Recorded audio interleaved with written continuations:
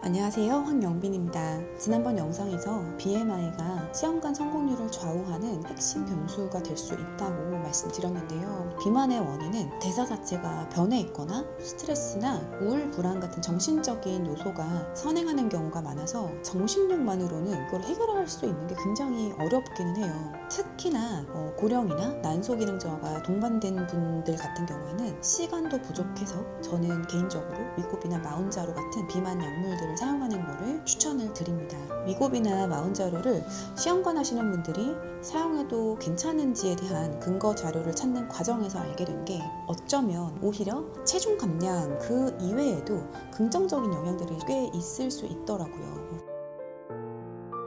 자궁이나 난소 그리고 뇌하수체에 GLP-1 수용체가 있는 게 발견이 되었고 난소와 자궁내막에 긍정적인 영향을 미칠 수 있다는 게 계속 입증되고 있어요. 이 성분 자체가 난소 내의 염증과 산화 스트레스를 감소하고요. 에너지 대사와 미토콘드리아 기능 조절을 하고 염증성 사이토카인도 억제를 한다고 해요. 그리고 자궁내막 조직도 보호하고 이런 걸로 인해서 시험관 성적이 좀 더 좋아진다는 논문들이 있기는 하지만 대부분은 사실은 시험관 자극 중에 사용하는 게 아니고 체중 감량을 한 후에 시험관 자극을 하는 논문이기는 했어요. 이 논문은 2018년 유럽 내분비학회지에 실린 논문이었는데 삭잔다 성분이죠. 리라글루타이드랑 BMI 30 이상의 다낭성 난소 증후군이 있는 분들 중에서 메트포민으로만 치료한 군과 메트포민 플러스 리라글루타이드로 병합 치료를 한 두 군 간의 시험관 성적을 비교한 논문이에요. 약물들은 시술 한 달 전에 끊었고요. 체중 감량 정도는 비슷했지만 배아이 식당 임신율은 메트포민만 사용한 군에서는 28.6%, 메트포민과 GLP-1 제제인 리라글루타이드를 함께 사용한 군에서는 85.7%로 리라글루타이드 병합군에서 압도적으로 높았습니다. 두 그룹 간 체중 감량 정도가 비슷했음에도 불구하고 리라글루타이드 병합군에서 임신율이 훨씬 더 높았다는 거는 GLP-1 제제가 단순히 살을 빼서 임신을 돕는 것을 넘어서 난소나 자궁내막의 환경을 분자생물학적으로 개선하는 효과가 있음을 강력하게 시사하는 거겠죠. 하지만 이런 좋은 작용들은 정상 체중인 분들한테는 오히려 반대로 더 안 좋게 작용할 수 있다는 의견도 좀 있었는데요. 정상 체중에서는 오히려 기아 상태를 일으키면서 난자 성숙 방해나 자궁내막 증식 방해 등의 임신에 더 안 좋은 쪽으로 변할 수 있다는 의견도 좀 있었어요. 근데 사실 이런 연구들이 그렇게 연구가 많이 있는 거는 아니거든요. 더구나 임신 준비를 하는 입장에서의 이 약물에 대한 연구가 그렇게 많은 편이 아니어서 가장 이상적인 거는 체중 감량 후에 임신 시도를 하는 거겠지만 제가 말하는 케이스들은 고령이거나 AMH가 낮아서 시험관을 미루기가 힘든 분들에 대한 얘기를 하는 거여서 연구가 조금 부족하다는 그런 우려가 있음에도 불구하고 대체적으로는 비만인 분들한테는 이 약물이 조금 더 좋은 방향으로 작용을 할 가능성이 조금 더 높다. 다음은 임신 중 GLP-1 제제를 사용했던 임산부들을 대상으로 연구한 논문들을 쭉 찾아봤었는데요. 2024년 세스타 등이 연구를 한 논문이고요. 자마에 실렸고 350만 건의 임신 사례를 분석했어요. 그 중에서 제2형 당뇨가 있는 51,826명 중에 GLP-1 제제에 노출된 산모가 938명이 있었고요. 주요 선천성 기형 확률이 높기는 했지만 산모의 연령이나 비만도나 당뇨 합병증을 보정했을 때는 유의미한 위험 증가는 없었습니다.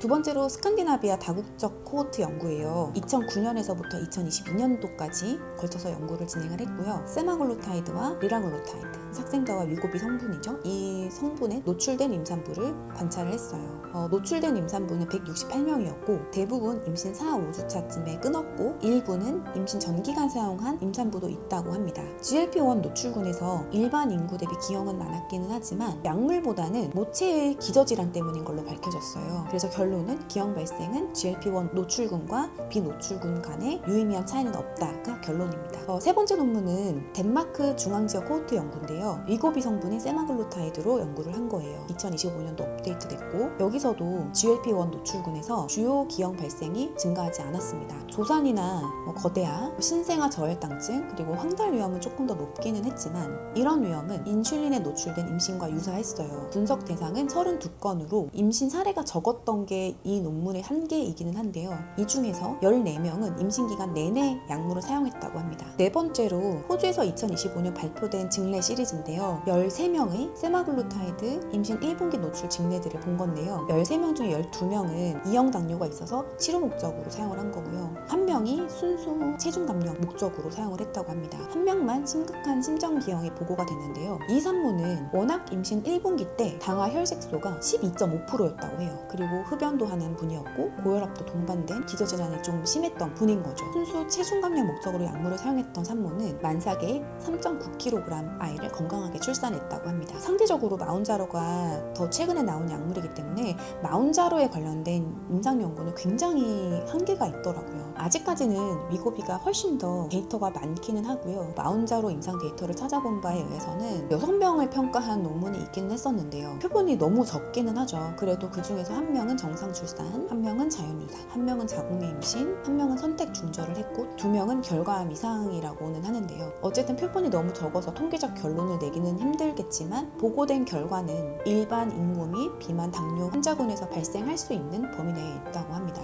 이런 논문들을 찾아보면서 결론은 아까 반복 말씀드렸던 것처럼 나이가 많지 않으시거나 AMH 수치가 그렇게 낮지 않으신 분이라면 이런 약물을 통해서 체중 감량을 한 후에 휴학기를 가지고 시험관을 시도를 하는 거는 너무 좋은 옵션인 것 같아요. 그렇지만 우리가 걱정하는 고령이면서 AMH가 낮은 분들, 지금 당장도 시험관 성적이 별로 잘 안 나오는 분들 같은 경우에는 이렇게 약을 사용을 하면서 시험관을 하는 게 오히려 시험관 성적이 더 나아질 수 있는 옵션일 것 같거든요. 이식은 좀 미루더라도 약물을 쓰면서 한 3에서 6개월 정도 바짝 체중 감량을 하면서 난자 채취를 반복을 해서 배아를 모은 다음에 체중 감량 후에 휴학 기간을 좀 거쳐서 배아 이식을 하는 편이 조금 더 이득이 된다는 제 의견이에요.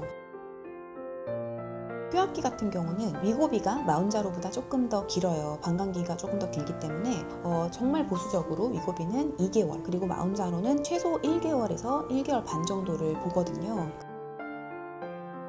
그리고 또 한 가지 명심하셔야 될 거는 이렇게 위고비나 마운자로 등으로 체중 감량을 할 때 근력 운동을 꼭 하셔야 됩니다. 근력 운동을 하지 않으면 체중 감량이 되면서 근육도 함께 빠지기 때문에 나중에 오히려 리바운드로 살이 더 찔 확률이 있어요. 이거에 대한 논문도 한 가지 소개를 시켜드리자면 14만 9,790명의 임산부를 대상으로 연구한 논문인데요. GLP-1 제제를 통해서 체중 감량을 했던 산모가 대조군에 비해서 임신 중 체중 증가가 더 많이 발생했다는 논문이에요. 임신 중에 체중 증가 자체가 임신성 당뇨나 고혈압, 조산 위험을 증가시키거든요. 근데 GLP-1 제제를 사용했던 군에서는 임신 중 체중 증가가 13.7kg, 그리고 대조군에서는 10.5kg, 이렇게 유의한 차이가 있기는 하지만 생각보다 3kg 차이는 많이 심하지 않다는 생각이 들기는 했어요. 그치만 어쨌든 위고비나 마운자로를 맞는 중에도 액상과당을 드시지 않는 것, 그리고 단백질 위주의 음식을 드시면서 근력 운동을 하는 게 이런 리바운드 체중 증가를 최소한으로 겪을 수 있는 방법이 되겠습니다.